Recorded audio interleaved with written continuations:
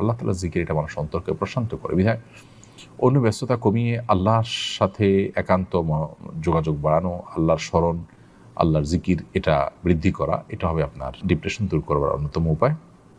দ্বিতীয়ত হলো ডিপ্রেশন এটা আসলে নৈরাশ্য থেকে আসে।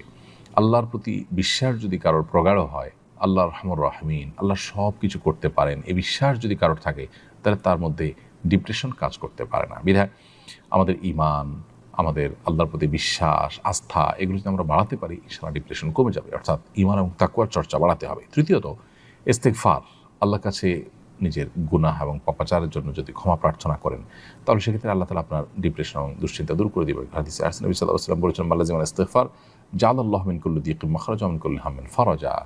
যে ব্যক্তি ইস্তেগফারকে আঁকড়ে ধরবে, অর্থাৎ সবসময় ইস্তেগফার করতেই থাকবে, আল্লাহ তাআলা তাকে সকল সংকটাপন্ন পরিস্থিতি থেকে বের হওয়ার পথ আবিষ্কার করে দিবেন, সকল পেরেশানি থেকে আল্লাহ তাআলা তাকে মুক্তি দান করবেন।